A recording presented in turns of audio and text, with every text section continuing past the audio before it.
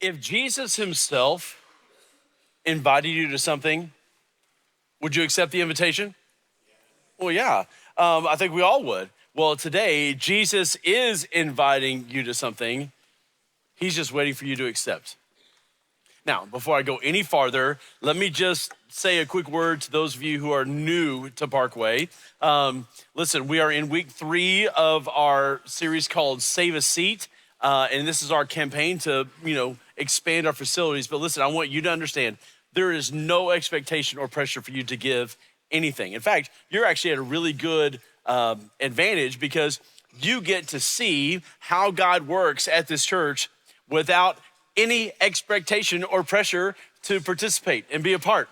And so you're in a really good spot. And really, you can get to see how God works in this church and how people respond. So you can decide if this is a church that you want to one day call home. So I want to encourage you to continue to come because I truly believe that by the time we get to this, you are going to see Jesus do something miraculous, okay? Now, for all the rest of us, including those that are watching online, Jesus is inviting all of us to be a part of this Save a Seat campaign. Now, I want to tell you a story about how Jesus has invited me to be a part of multiple things over the years. And again, the most recent is this Save a Seat campaign, but I told you the story of how Amy and I have decided to get involved. I told you that story last week. So today, I want to tell you a different one. A couple of years ago, we were doing our Christmas offering here at Parkway.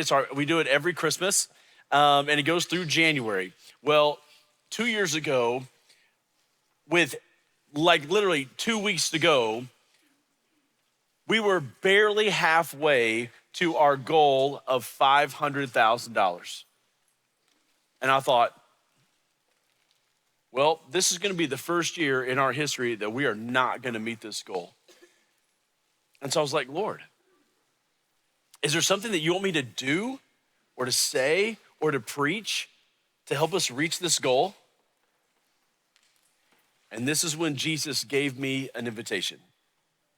Jesus said, I want you to give to the Christmas offering again. And so, when Jesus gives you an invitation like that, I did what pretty much all of us do when we get that kind of an invitation. I argued with him about it. So I was like, Jesus, we already gave to the Christmas offering. Look, we budget for this thing all year long and we've already given that money. Plus, we just had Christmas. Amy and I spent way more than we should have on Christmas. And so there's not any more money to give. And you know what Jesus said to me at that point? Nothing. Like literally, he just said nothing. He just let me rant and rave and stomp my feet and give all the reasons why we shouldn't do all the things like that. He just let me carry on. But listen, I knew what he had said.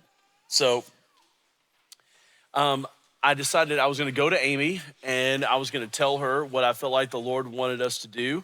And I went to her and I told her, hey, I feel like God is asking us to go ahead and give to the Christmas offering again. And then I told her the amount that I felt like the Lord wanted us to give. And honestly, I secretly kind of wanted her to, be against it because, we had already given and plus we'd already spent a lot at Christmas.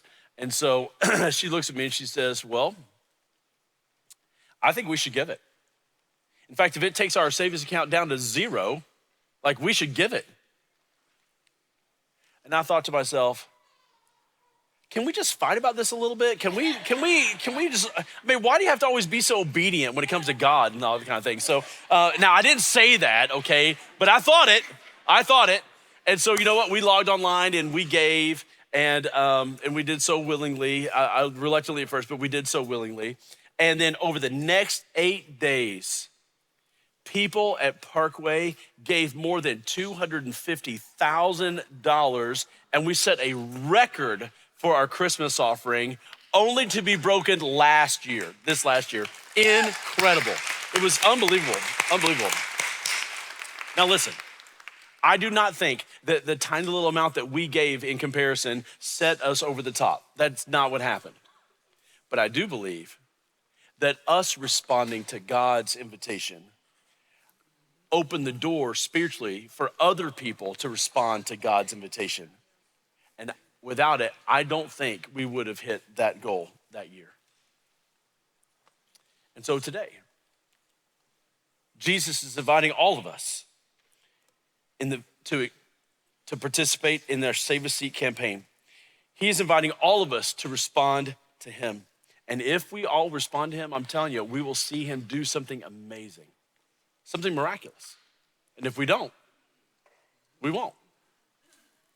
And just in case you haven't been here the last couple of weeks, listen, we are at the point where we have to expand our facility. Listen, over Easter weekend, we had more than 5,400 people just here at West Park, just at our West Park location. I'm telling you, it was standing room only in this room, as well as in our additional live service in the gym. Standing room only. And so we have to expand, and if we're gonna expand our ministry impact. And so due to that, we wanna build 4 buildings. The first building we wanna build is a new 2,700 seat worship center. Then this room, our current worship center, will become our space for junior high and high school students. And then our gymnasium will become a 2-story kids ministry building. And then we're also gonna build a chapel and fellowship hall for weddings and funerals. And to make life easier on everybody, we're also going to pave an additional 600 parking spaces and add 2 more entrances on and off their property. Can I get an amen? Yeah, right, that's gonna be amazing. Yeah, it's gonna be awesome. And so Jesus is inviting each one of us to save a seat for this, to save a seat for the people who have yet to come, who God will be inviting to come to our new facility. And ironically, there was a day in the Bible when a little boy had the chance to respond to an invitation from Jesus, and how he responded allowed Jesus to perform an incredible miracle. So get your Bible out, get your app out, your notes out, however you're gonna follow along, and let's look at it. It all happens in John chapter 6, beginning in verse 5. It says this. It says, when Jesus looked up and saw a great crowd coming toward him, he said to Philip, where shall we buy bread for these people to eat? He asked this only to test him, for, and I want you to underline this, he already had in mind what he was going to do. Philip answered him, it would take more than half a year's wages to buy enough bread for each one to have a bite. Another of his disciples, Andrew, Simon Peter's brother, spoke up, well, here's a boy with 5 small barley loaves and 2 small fish. Underline that, underline 5 small barley loaves and 2 small fish. But how far will that go among so many? Jesus said, have the people sit down. There was plenty of grass in that place, and so they sat down. About 5,000 men were there. Okay, so pause. So that means there's really about 20,000 people or more, because this is just the men, just 5,000 men. Does not include women and children. Verse 11. Jesus then took the loaves, gave thanks, and distributed to those who were seated as much as they wanted. He did the same with the fish. When they had all had enough to eat, he said to his disciples, gather the pieces that are left over. Let nothing be wasted. So they gathered them and, underline this, filled 12 baskets with the pieces of the 5 barley loaves left over. 12 baskets with the 5 pieces left over by those who had eaten. And by the way, I don't know if you know this, but in addition to the resurrection, this is the only miracle of Jesus, the only one that is in all 4 gospels. So it's incredibly important. It's the only one that's in all 4 gospels.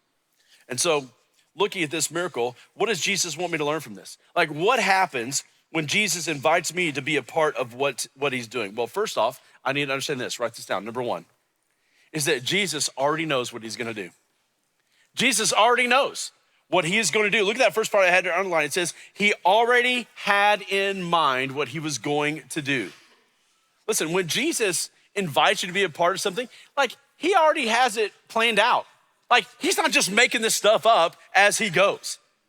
And so when it comes to this Save a Seat campaign, listen, Jesus already knows what he wants to do. Jesus already knows every single person who's gonna sit in the seats that are being saved. He already knows their names, every single one of them. In fact, last week we asked you to write down the first names of the people that you know who need to come to church to hear about Jesus, who we need to save a seat for. And so we wrote those names on a 2-sided banner that's out in the lobby. And you can go add to that list today after church if you want to. But we wrote those names on that list. So, but rather instead of dragging all those banners up here, I asked our media team if they would just go ahead and put those names on a scrolling list. So let's scroll that. I want you to look at the first names of the people that are on that list. And here they are. It's a lot of names. And these names represent neighbors, close friends, coworkers, maybe a son, maybe a daughter, someone who means a lot to you.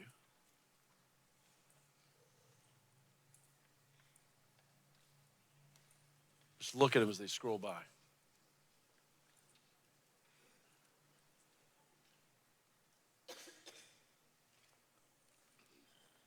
That's a lot of names.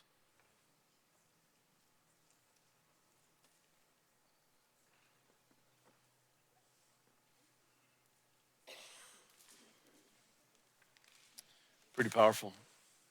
Listen, that's only 600 names. There are more than 1,100 names on those banners outside. This is just barely half.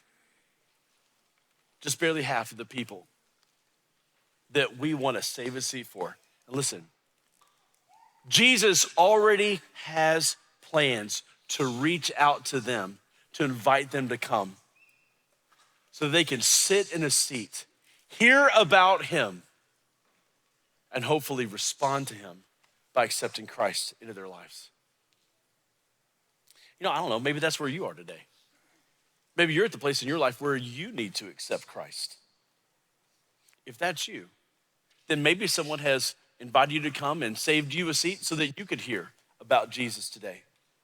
Because listen, in order for you to go to heaven when you die, you have to ask Jesus to come into your life to forgive you. Look, you don't go to heaven by being good. You go to heaven by being forgiven. And so when Jesus died on the cross, his death pays the price for your sin so that he can forgive you. But in order to receive his forgiveness, you've got to ask him to come into your life to forgive you and then commit to follow him from that day forward. If you're ready to do that, there's a prayer. It's in your message notes at the bottom. I want you to take a moment. I want you to pray that prayer right now. And if you prayed that prayer today, then after the service is over, come to the front of the stage. We've got a group of people. They've got some free materials to give you to tell you what to do next, okay? But that's just the first thing we need to know. Here's the second. Here's the second lesson. Write this down. I give without knowing the outcome. I give without knowing the outcome. Listen, nobody ever thinks about this, but that little boy who gave his lunch that day, listen, he had no idea what was gonna happen. As far as he knew, he wasn't gonna have anything to eat for the rest of the day. He gave without knowing the outcome. Last Sunday after church, a guy found me in the lobby and he said, hey, Pastor Mike, listen, I know what Jesus wants me to do for this Save a Seat campaign.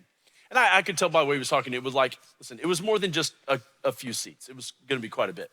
And so he said, but I'm gonna be honest with you. And he was kind of visibly shaken. He said, I told God, God, I have no idea how this is gonna happen. He said, because we have recently taken in some elderly parents into our home, and so they have a lot of needs, and so there's a lot of additional financial pressure on us. He's plus we still have family and kids and all the activities that we've got to do, and then there's gonna be college in the future. And so I was like, God, how in the world are we gonna do this? God, I know what you said, but so how is this possible? I don't see a way. And so he said, but you know what? I told God, I was like, God, I know what you've told me, so I'm committing to do it anyway, even though I have no idea how this could possibly work out. And so he tells me he went on a walk on Saturday, and he was on this walk, and he was just praying. He was like, God, how's this possible? Lord, I need you to make a way. I don't understand. This doesn't make any sense. Why would you ask me to do what we've already committed all this other stuff? And he just was going on and on about it. And then his phone rings. And his phone rings, so he picks it up, and it's his boss. And his boss tells him, he's like, hey, I want you to know at the company this year, we are only doing cost of living increases, and that's it. Except for you. For you, I've approved a $17,000 increase in your salary. Congratulations, and hangs up the phone. Like, if that's not God, I don't know what is, right? Like, how cool is that? How cool is that? And so this guy was like, man, now I know how I'm gonna be able to save these seats. Like, it's incredible what God does. I mean, it's unbelievable. Let's see, and that's what it means to give to God when you don't know the outcome. Listen, this whole Save a Seat campaign, listen, it's not about building buildings as much as it is about building faith, right? But you only build faith when you give to God when you don't know the outcome. He does, you don't. And so that's what it means to give with like two-handed surrender. Like, listen, it is not surrender when you just have one hand in the air and the other hand in your back pocket clutching onto something to say, okay, God, I'm giving you my all. God, I really trust you. I'm giving you everything. No, you don't, because you're still holding on to this in your back pocket. It's only real faith building when you do a two-handed surrender and you give to God, because you don't know how it's gonna happen, but he does. That's two-handed surrender. Listen, and when you surrender with two hands, that's the kind of sacrifice that God uses to build your faith. And that's what he does. Like, it is incredible when he does that for us. So it's like that little boy giving all of his lunch. It's like this guy who committed to save all of those seats before he even knew how it was gonna pan out. That's two-handed surrender. In fact, remember the guy who I told you about last week who had surrendered to God by saving seats even though he didn't even have a job? Well, I talked to him this week. Guess what? Yeah, he got a job offer at the salary he needed, and he starts tomorrow. Yeah, how cool is that? And so like, now he knows I'm gonna be able to do it. I'm gonna be able to save the seats, God, you've asked me to do. But he saved them without knowing the outcome of how it was gonna happen. Unbelievable. And that's what God might ask you to do too. So just trust him before you know the outcome, because he does. But there's one more lesson we need to grab onto. Here it is, write it down. Number 3, in his hands, my gift ends up being more than what I gave. In his hands, my gift ends up being more than what I gave. You remember how many baskets of food the disciples picked up? Yeah, 12. 12 baskets, right? Look, they started with a tiny sack lunch, fed 20,000 people, and in the end, picked up 12 baskets, more than what they had to begin with. I'm telling you, like, only Jesus can do that. Only Jesus can take what you start with, use it to do something miraculous, and then you end up with more than what you had at the beginning. Like, there's no other way that can happen. Only Jesus can do that. Listen, with the seat that you save, Jesus will multiply this seat over and over and over again. Listen, think about it. Through the years, how many people are gonna sit in that seat that God is gonna do something amazing in his or her life? How many people are gonna sit in that seat who don't know Jesus, but will accept him into their life and become a Christ follower for the very first time?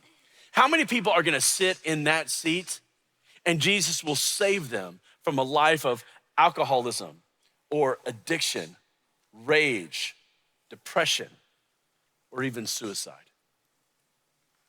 How many couples are gonna sit in these seats and Jesus is gonna save their marriage? Or maybe strengthen their marriage so they don't have to go through what some of us have been through. Maybe some of you have been through. And how many young people are gonna sit in that seat and Jesus is gonna call them into a lifetime of ministry. And over a lifetime of that person's ministry, how many more people are gonna be impacted for Christ because you decided to obey God and save a seat? Only Jesus can take that one seat that you saved, multiply it over and over and over again through the years so that you end up with way more than what you gave at the beginning. Only Jesus can do that kind of thing. It's only Jesus that can do that. It's incredible. It's like giving Jesus your entire sack lunch and saying, do with it what you want. And some of you might think, yeah, but Pastor Mike, that's a pretty big lunch. Yeah, it is. But listen, if it was easy, then where's the step of faith? Listen, if you could just pull it out of your back pocket and pay for it, well, where's the step of faith? Like, listen, if you can afford it, where's the two-handed surrender in that? It's only when you give to the point where you sacrifice and you've got to change some things. That is when God uses that to build your faith. That's what it means to two-handed surrender. And that's when God does something incredible. Listen, think about this. What if that little boy had not given his lunch that day? Because listen, nobody forced him to. He didn't have to, but he gave it to Jesus willingly. He didn't keep any of it for himself. He gave it to Jesus willingly without knowing the outcome. In fact, he didn't think he was gonna get anything in return, but instead, he was completely filled up, and we're still talking about what he did today. And in the very same way, when you trust Jesus, accept his invitation to save a seat, he will use your seat to do incredible things. And there will be people years from now still talking about what God has done in their lives because you saved them a seat. Listen, you might not ever know their name, but it doesn't matter. Jesus does. In fact, he already knows who's gonna sit in that seat. He's already got it mapped out. He's just waiting for you to respond to his invitation to save a seat. And just in case you weren't here a few weeks ago when we showed the video of what we're gonna build, I wanna go ahead and show it to you again so that you can see exactly what we're gonna do through this Save a Seat campaign. So let's go and roll this video and let me just talk us through it. You know, it starts with the 3 buildings that we currently have, and then we're gonna add onto it a brand new 2,700 seat worship center. This current worship center holds 988. This one will hold 2,700. And it's gonna force us to reconfigure the parking lot, which by the way is needed. So we'll have much better traffic flow. It'll be much easier to navigate around the property. And then that's gonna help us to reframe the church so that now this becomes the main front entrance to the church. And as you walk in through the glass doors, you'll notice that we've got a really big, spacious lobby because, listen, we want to provide a place for you to hang out and talk and visit with your friends and meet new people because even though we're a large church, we want to maintain that small church feel. But the only way we do that is if we design some relational space into this new project. And that's what we've done here. And so we want that to happen at the lobby. Now, as we take a turn and we move into the new worship center, you'll notice it starts with seating on the floor, but then it moves to seats that are in risers. And that allows us to get more people closer to the stage. So again, we're making efforts to maintain that small church feel because like we all want to be close together. So when we worship and when we sing, like we can feel the energy and the excitement in the places, we lift up the name of Jesus and people learn from him as we open his word and we study and we learn the things that God wants us to learn about how he wants us to follow him even closer. And then as we move up towards the stage, you kind of get a view for like what it really looks like. So even though it's a much larger worship center, it feels still pretty close. And that's by design because again, we want to do everything we can to maintain a small church feel, even though we already are a large church. And so as we move out into the lobby, we'll go to the right. And as we go to the right, it'll take us down to where our current worship center is. That's the room that we're in right now.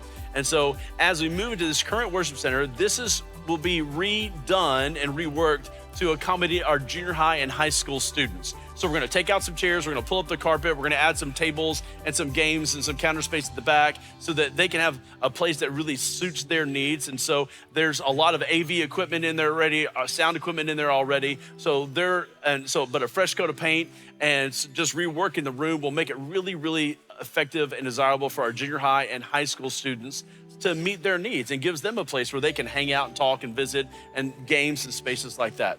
Then as we move down the hallway, it takes us to our current preschool U, and then we move to where our gym is currently. But now it's become a 2-story kids ministry building. So there'll be 17 new kids ministry classrooms, 16 classrooms that'll be bright and airy and colorful, ideal learning spaces for our kids so that they can find and follow Jesus from a young age, because we want to start them out right. We want to start them out young.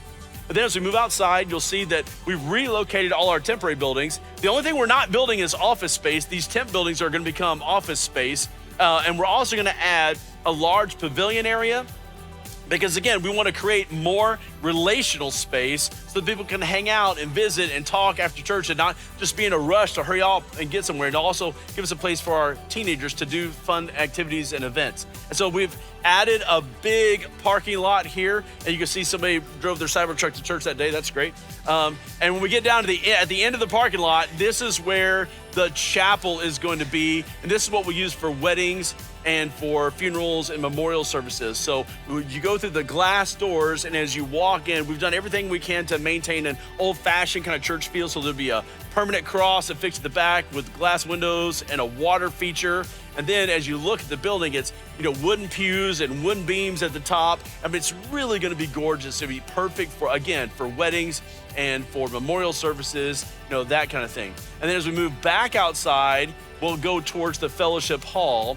And the fellowship hall, this is where we'll do like wedding receptions, meals after a memorial service or a funeral. And both these buildings will each seat about 400 people. And so this is also a place where we could do seminars, we could do large Bible studies, or we could do a small conference. There's other things that we could do in this building. It's really, really, really gonna be a fantastic project, okay? It's gonna be awesome. Yeah, I'm pumped about it.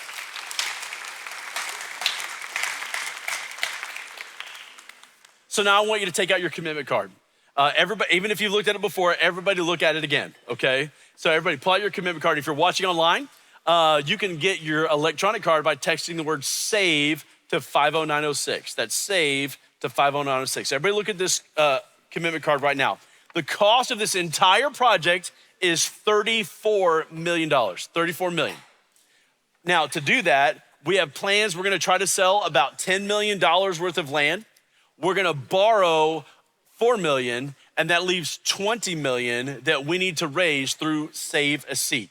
Now, there are 2,700 seats in the new worship center. And so if you take the 20 million, or you take the 2,700 and you divide it into the 20 million, that means that each seat costs $7,407. $7,407 per seat, okay? And so on the back of this commitment card is a giving calculator where you can look and see, okay, the number of chairs and the total cost, and if I paid it out once a month over 3 years, because this is a 3-year commitment, okay? You don't have to have all the money next week. Over 3 years, how many seats could God lead you to save in 3 years? And if you gave an additional gift of $5,000, then it tells you what it would cost, like per month, okay? Now, I've had a few people ask me like, hey, Pastor Mike, like if we don't want to do it month to month, if we just want to do like a large gift like once a year, every year for 3 years, like could we do that? The answer is absolutely you can do that. No problem. We want you to give however it is that God is leading you to give. So there's lots of freedom, and you can give large gifts. You can use stocks, however it works for you, but this is how it is. So then you look at the front of your commitment card. When you're ready to pledge, you just fill it out and you let us know how much you're gonna do. Now listen, let me be clear. This is in addition to your regular giving, Okay, you cannot take what you're regularly giving and just redirect it to save a seat. Because look, we still have to do ministry here, right? We can't just shut down the church for 3 years and do nothing. And so to help with that, we're gonna adopt what's called a one fund concept. That means all the money is gonna go into one fund, and we'll make sure that we're doing our ministry first. And so redirecting your money won't do any good. But that means also that everything given over regular giving will all go to save a seat. And that means that new people who come to Parkway during the next 3 years and they start giving, we can take all that money and push it towards save a seat, because we're planning for 3 years to keep a flat budget and not really doing any increases. So that's the plan. Look, and I know, like I get it. Some of you have never given anything to God before in your entire life. And so now, like, multiple thousands of dollars, are you kidding me? But listen, this is a great place for you to start. This is a great time for you to start giving, because you're giving to something specific that you know that God's gonna do an amazing thing through. So listen, even if you've never given anything, listen, this is a great chance. It's a perfect chance to start your generosity by saving a seat for someone who needs Jesus. Listen, our goal for this project is 100% participation. Because honestly, that's what it's gonna take. Even from those watching online, like, it's gonna take 100% participation for us to meet this goal. Listen, we've got about 900 families in this church. And so if every family saved 3 seats over the next 3 years, well, that's all 2,700 seats saved. Like, we would meet our goal. Now listen, I know that not every family can do that. In fact, we've got some young people literally who are just starting out in life. It's their first job ever. And so they're living paycheck to paycheck. And a few of them said, like, hey, God's leading me to give, but for me, sacrificing is like a quarter of a seat. And they pledged to give a quarter of a seat. And that's awesome. That's wonderful. And I believe that God looks at that person and honors their sacrifice more than the person who pledges to give 100,000 but could give 200,000. Because see, it's not about the amount of money. It's about the amount of sacrifice. And it's about the amount of trust. It's about participation at no matter any level, at whatever level it is. So just participate. We want everyone to participate. And so it's gonna take all of us to make this happen. And so I want you to just ask God one question. Here it is, write it down. Just ask God one question. God, how many seats do you want me to save? Just ask God that one question. How many seats do you want me to save? And however many seats he asks you to save, write that on the front of your commitment card and then turn it in. You turn it in by putting it in that envelope and dropping it in one of the kiosks at the back of the room, or you can put a stamp on it and mail it back to us, or just bring it back next week. Bring it back next week and you can drop it off next week. Now listen, currently we have 300 seats saved. That's up, designated up here on the chart. We have 300 seats saved. But listen, this is only the people who've committed from week 1, because the week 2 people are probably committing today. So, and this represents about 11% of our church. So there's a lot more people to give and a lot more seats to save. And so I want you to take this home and say, okay, God, how many seats do you want me to save? Because next Sunday is Commitment Sunday. It's our last Sunday of the Save a Seat campaign, or the Save a Seat series. On Commitment Sunday, we're gonna ask everyone to bring your card, and you're gonna come up to the stage, and everybody's gonna place their card on the stage, and we're gonna pray over them and ask God to multiply those seats and bless them like loaves and fish. It's gonna be an incredibly powerful service, so be here next week. It's going to be amazing. So pray and ask God this week what he wants you to give, and come next week, okay? Now I'm gonna close with one last thing. I've got 4 seats up here, and these 4 seats represent the 4 periods of history in the life of Parkway Fellowship. It starts with this seat here. Years ago, 17 families sat in a room, in a seat, and said, okay, God, we believe that you're calling us to start a new church. And those 17 families prayed, fasted, and gave. And they gave sacrificially in order to start this church. These families Two of those families put up the titles of their cars as collateral so the bank would lend us the money. Two other families put up personal CDs in the bank as collateral so that the bank would lend us enough money so that we could purchase trailers and chairs and screens and projectors and equipment for kids ministry and student ministry. Like, it was incredible. And so these people trusted God and gave. So these 17 families trusted God, and we started the church in the cafeteria at Cinco Ranch High School. And so this is actually a chair from the cafeteria at Cinco Ranch. Now, they gave it to us. We didn't steal it, okay? They gave it to us once we left Cinco Ranch. But when we started the church at Cinco Ranch, over the years, these 17 families became 500 people. And these 500 people believed God. And they trusted God. And they said, okay, God, it's time. We've grown to 500. It's time for us to move out of the cafeteria and build a building on property that we can call home. And so these 500 people, I'm telling you, they decided to go big in what they gave. They gave, well, we needed $10 million to move to this property and build a building. Now, they didn't give 10 million because we didn't have 10 million, but they gave a little more than 3 for 500 people, and that includes kids. That was a huge step of faith.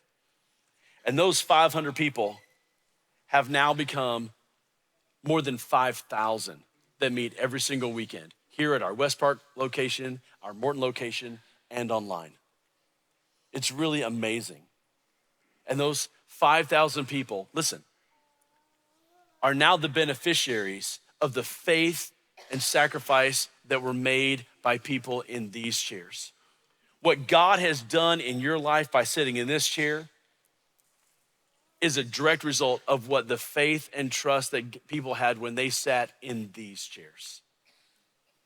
And so now it's time for us to save a seat for the people who will come next. And just like you don't know the names of the people who came before you, by the way, many of these people are still at Parkway, by the way, many. And just like you don't know their names, you're not gonna know the names of the people who are gonna sit in the seat that you're gonna save.